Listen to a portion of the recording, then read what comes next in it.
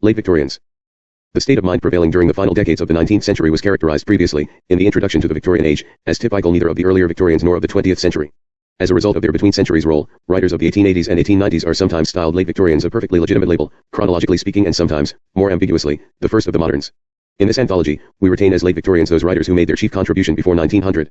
And we reserve for the 20th century a number of writers already on the scene in the last 2 decades of Victoria's reign whose work achieved particular prominence in the 20th century. These are William Butler Yeats, Joseph Conrad, A. E. Housman, and Thomas Hardy.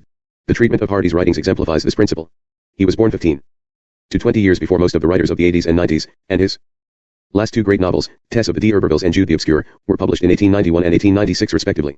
But since it was only after 1900 that Hardy made his name as a poet, we include him in the 20th century, even though many of the attitudes toward life and literature in his poetry are recognizably Victorian and his writings can be considered as having contributed, in part, to the overall accomplishments of Victorian literature.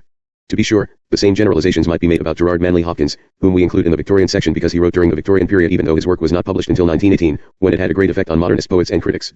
That such placements can be problematic is a striking reminder that literary history, like all history, resists being divided into the time categories we set up for convenient reference.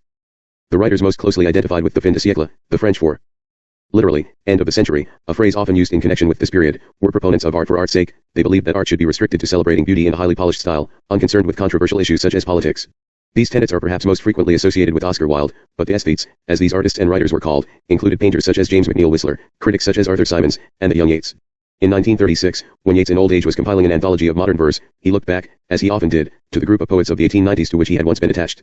They styled themselves the Rhymers Club, and they met at a restaurant in London to read their poems aloud to each other. Yeats recalled that an admiration for the writings of Walter Pater was a badge of membership.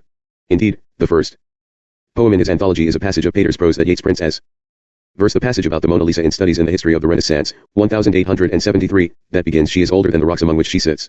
The Rhymers Club poets like to think of themselves as anti-Victorians, and they had some cause to do so. They consciously revolted against the moral earnestness of early Victorian prophets such as Thomas Carlyle and against a large set of middle-class opinions that they enjoyed mocking.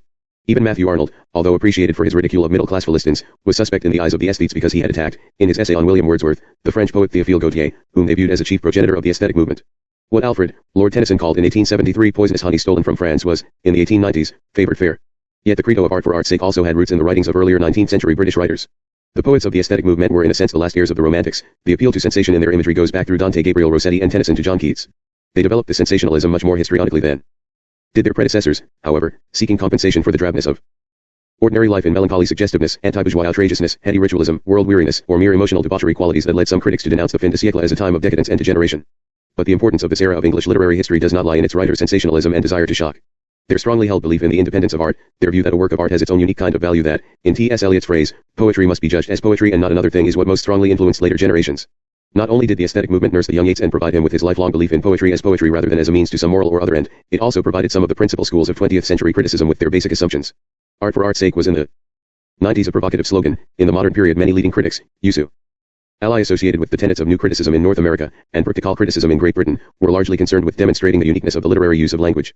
They sought to train readers to see works of literary art as possessing a special kind of form, a special kind of meaning, and hence a special kind of value.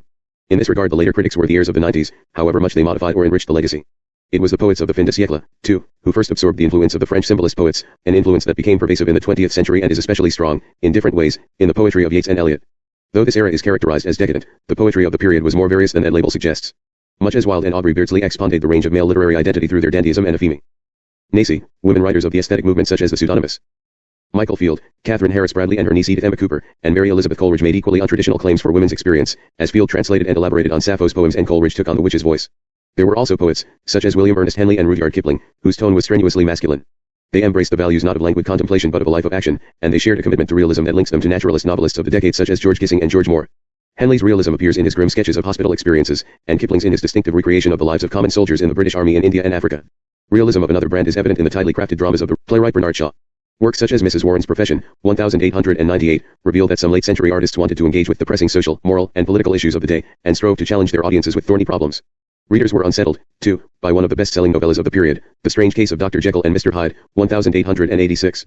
Although this horror story owes its allegiance to Gothicism rather than realism, many critics suggest that Robert Louis Stevenson's tale of a man split between his respectable public identity and an amoral secret self captures key anxieties of the fin de siècle. Within Wilde's Over, this theme is most closely embodied in the novel The Picture of Dorian Gray, 1891, but it also has an important place, in a very different mode, within The Importance of Being Earnest, performed 1895. In this light, bright, and sparkling drama, the concept of the double life is central to the two principal male characters, who have both invented fictitious characters, Algernon's Bunbury and Jack's brother Ernest, that enable them to indulge their desires. In its variety of literary expressions, the fin de siècle manifests something akin to a split personality. Sometimes that division appears within the work of a single writer. Kipling has often been seen primarily as the spokesman of the British Empire, the poet who coined the phrase the white man's burden to describe the northern race's necessary shouldering of the heavy weight of imperial rule. Yet Kipling also created the short story The Man Who Would Be King, 1888, a highly ambivalent allegory of empire, and wrote Rex Signal for Queen Victoria's Diamond Jubilee in 1897. Instead of offering a complacent celebration of her 60-year reign, this hymn delivers a haunting elegy, by placing the achievements of his country and his century in the vaster perspectives of human history. Kipling makes us fully aware of their fragility.